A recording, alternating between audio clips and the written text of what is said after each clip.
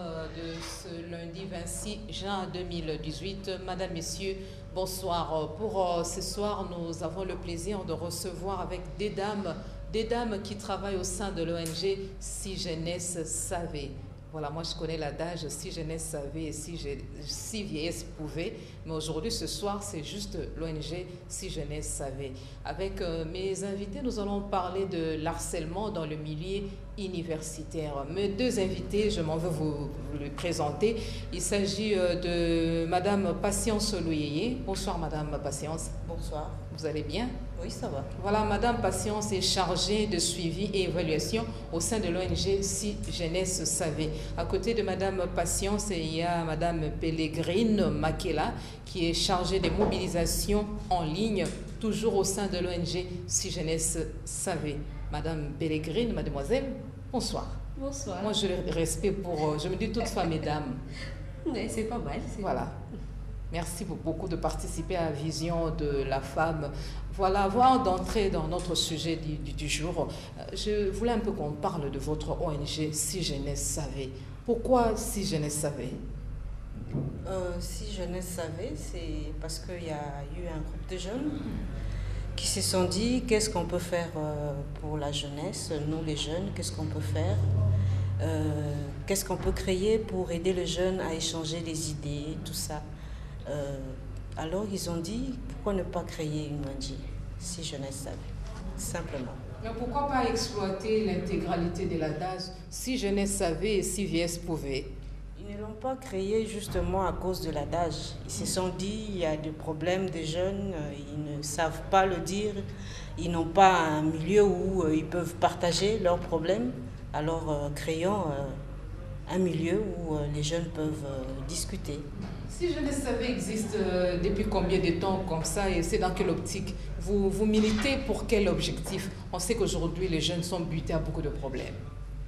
Si Jeunesse Savait existe depuis 2001, mais Si Jeunesse Savait est en action depuis 2006. Nous travaillons dans 3 objectifs: l'entrepreneuriat, le TIC, donc les technologies de l'information et de la communication, et le droit sexuel et reproductif. Voilà, depuis 2001, on s'est dit vous êtes vraiment une ONG forte, une ONG qui a déjà de l'endurance, vous avez des racines bien implantées dans le sol. Les résultats sont escomptés? Oui, il y a des résultats. Il y a des changements. Bien sûr qu'on ne peut pas tout éradiquer, mais nous avons fait beaucoup de projets pour la jeune femme, donc il y a des résultats. On vous retrouve dans quel coin comme ça du pays? Dans l'ensemble du territoire national ou bien c'est juste implanté en RDC, l'ONG Si Jeunesse Savait? L'ONG Si Jeunesse Savait est en République démocratique du Congo, mais le siège est à Kinshasa. À l'est, tout comme dans les autres coins de la RDC, nous travaillons avec les partenaires. Et dans quelle partie du pays comme ça vous avez pu trouver que le problème de jeunes se pose avec acuité? C'est partout dans la République démocratique du Congo. Le problème qu'il y a à Kinshasa se pose de la même façon au Kasaï, à l'est, dans le Bas-Congo. C'est peut-être le milieu... Quand je vous pose cette question-là, je fais allusion à l'ampleur. L'ampleur, on peut dire qu'il y a la violence à l'est.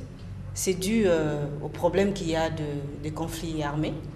Mais à Kinshasa aussi, il y a plusieurs problèmes de violence faites à la femme que peut-être beaucoup ignorent, mais il y en a. À Kinshasa, c'est parce que les auteurs ne sont pas dénoncés et à l'Est, on dénonce facilement? Non, à l'Est, c'est connu parce qu'il y a le conflit armé. Mais ici, à Kinshasa, il n'y a pas de conflit armé, mais vous serez étonné qu'il y a des violences faites à la femme d'une façon extraordinaire. Les provinces sont vastes, comment vous justifiez cette réponse? Oui, nous avons travaillé à l'Est du pays, normalement dans les campagnes que nous avons menées avec le projet Pigassimo. Nous avons sensibilisé les femmes à utiliser les TIC, les technologies de l'information et de la communication, pour pouvoir dénoncer les violences dont elles sont victimes. La capitale est surpeuplée et les provinces sont sous-peuplées? Non, pas du tout. C'est là dépend du projet. Par exemple, à Kinshasa, si on veut travailler dans le droit sexuel et reproductif, nous ne prendrons pas toute la ville de Kinshasa. Parce que déjà, quand vous prenez Bandal, ce n'est pas tout Bandal que vous allez travailler. Vous voyez, vous pouvez vous retrouver 3 organisations dans Bandal, parce que c'est grand. Donc, la même chose à l'Est aussi. Ce n'est pas Si Jeunesse Savait qui va travailler seulement sur la question. Merci beaucoup, Madame Patience Louis, pour cet éclairage.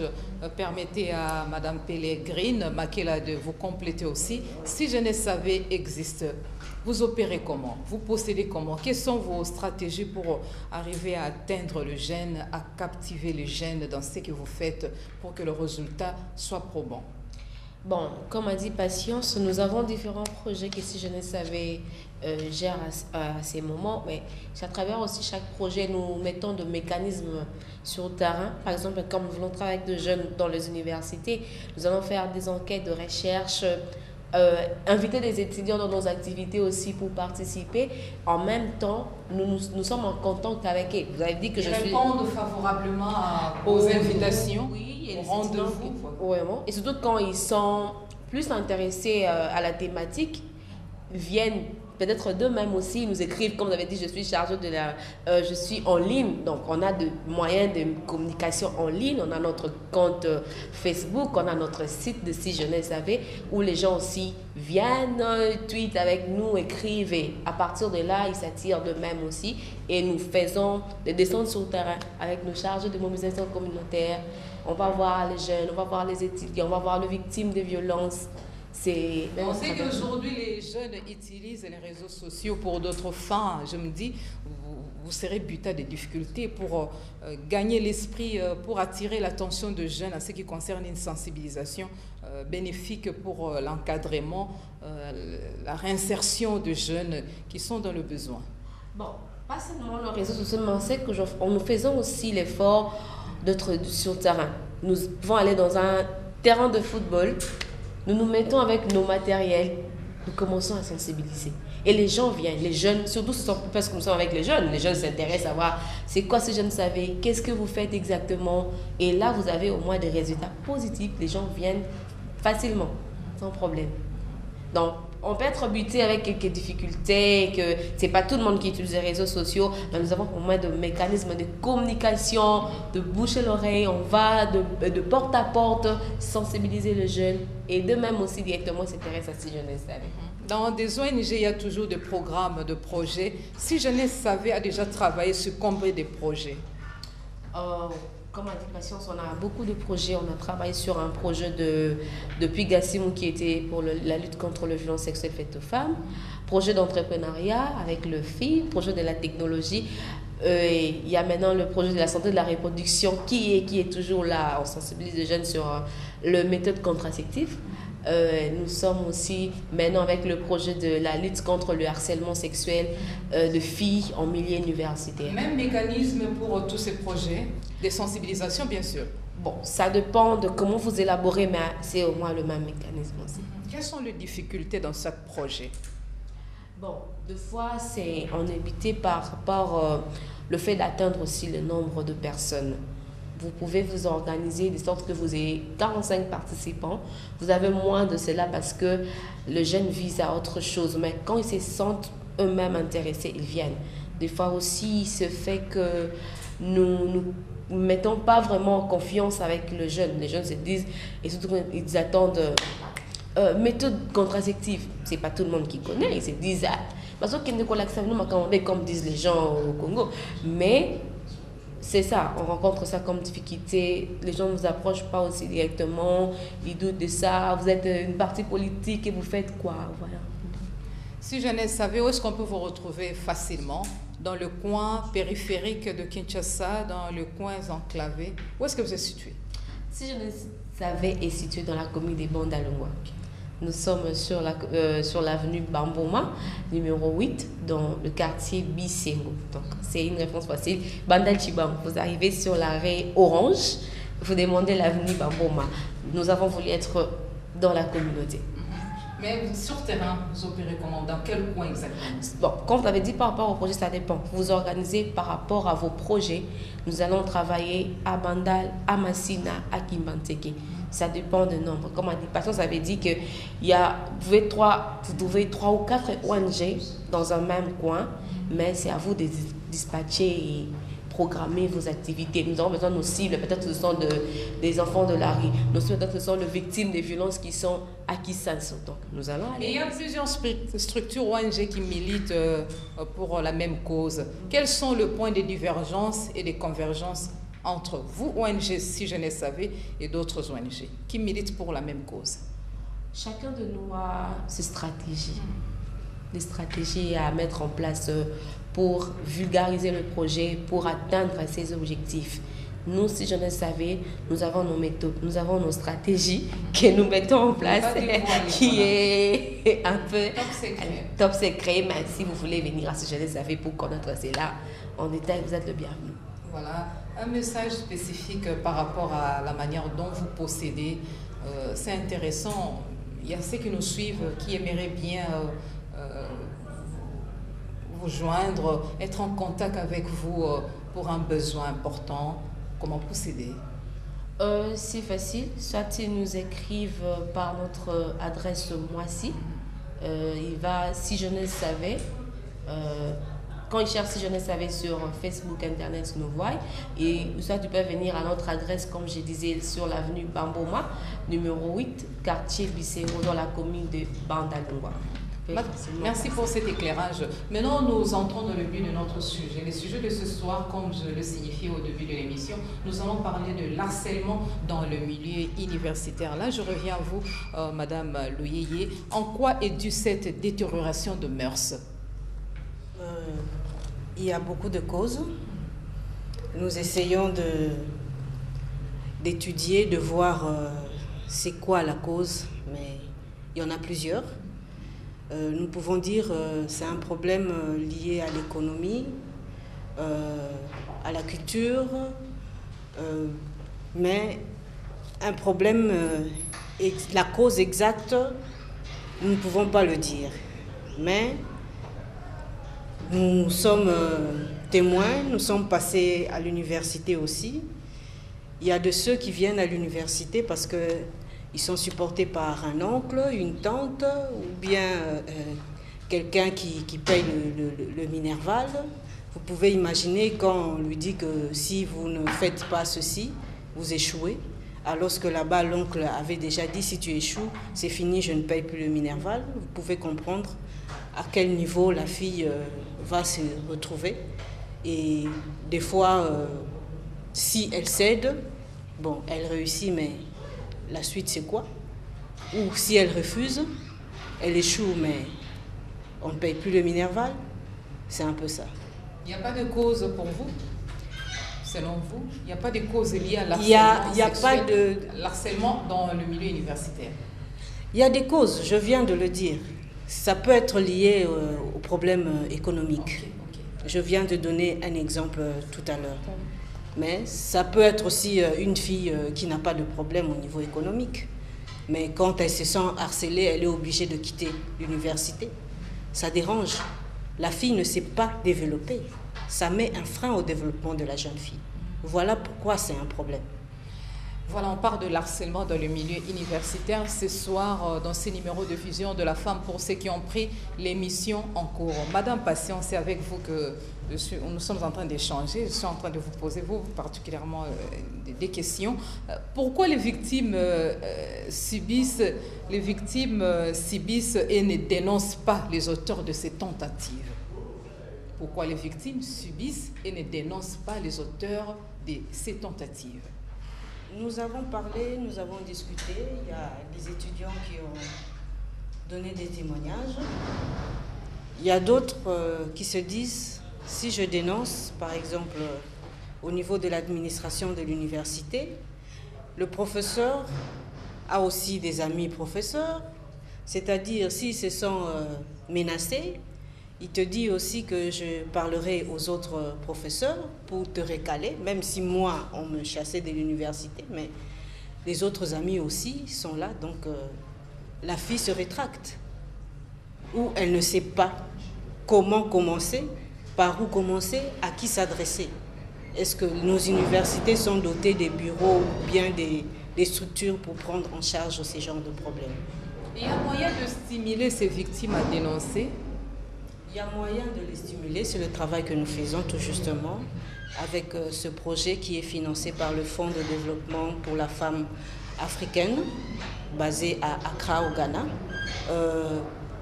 Nous, c'est le travail que nous sommes en train de faire. Nous voulons que l'étudiante puisse dire que j'ai été victime. Ça ne va pas compromettre son avenir? C'est dont elles ont peur.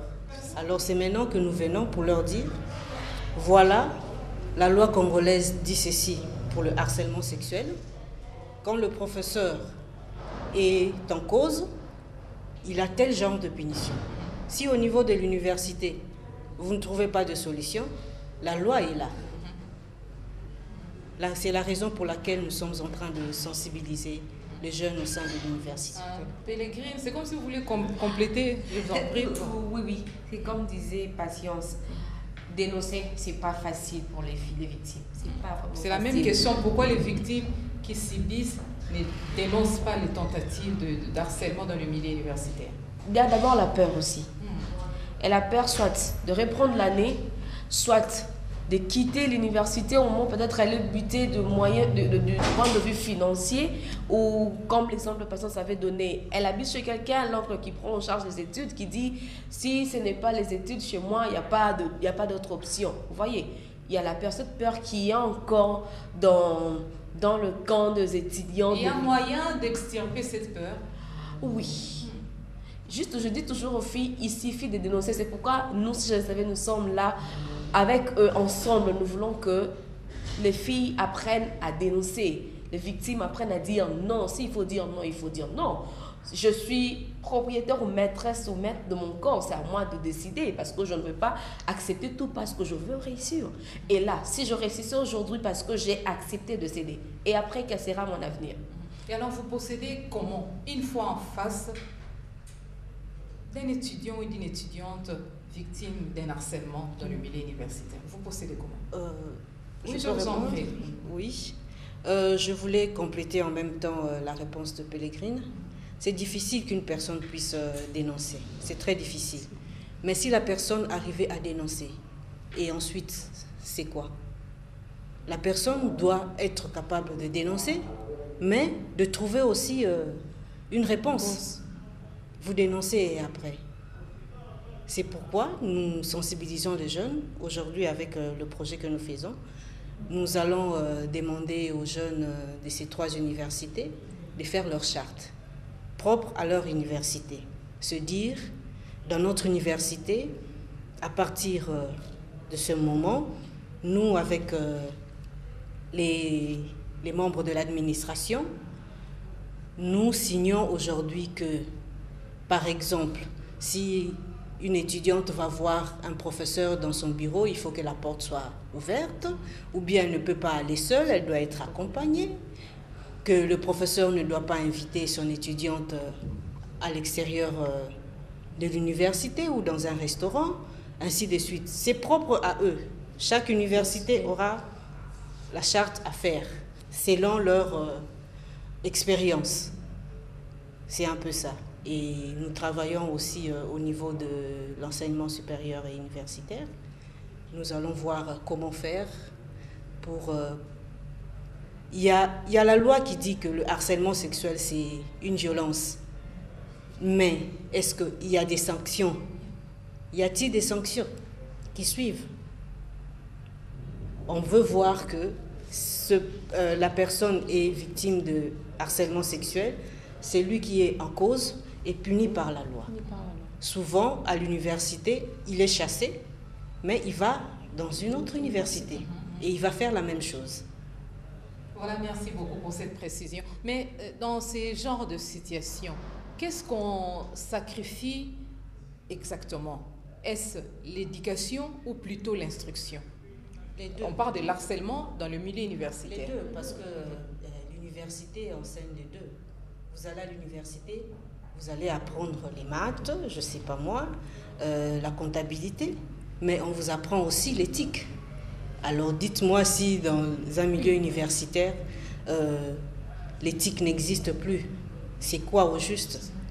Où sera classée les universités de la République démocratique du Congo en Afrique et dans le monde? Madame Pellegrin, vous voulez compléter? Oui, c'est déjà Pasteur Tosca a tout arraché, mais c'est ça, c'est l'idée qui est mise en cause. Donc, on peut voir, du côté de l'instruction de l'éducation, c'est la même chose. Ça va de pair. Donc, même si on regardait, c'est la fille qui a fait ça, mais elle vient d'où? De quelle éducation? C'est de quelle instruction? Et comme a dit Patience, j'allais ajouter qu'avec ces membres de l'ESU, dont nous sommes en train de travailler, c'est pour élaborer ces normes. Nous avons vraiment besoin que ces normes soient mises en pratique. On peut élaborer, mais qu'au moins on sache que cela sera exécuté. La victime saura, quand je suis victime, à qui est-ce que je veux me confier et à qui est-ce que je ne veux pas me confier. Donc, il y a un bureau disciplinaire qui existe au sein des mondes universités. Et aussi, la charte sera, à la fin de tout compte, sera promulguée. On veut que ça soit promulgué dans toutes les universités de la vie des Kinshasa, même de la République démocratique. Madame Pellegrin, mais qu'est-ce qui fait que les jeunes ne comprennent pas à temps les conséquences auxquelles ils seront exposés plus tard? Ah oui, ça, au moins, c'est beaucoup de choses qui l'inquiètent dedans.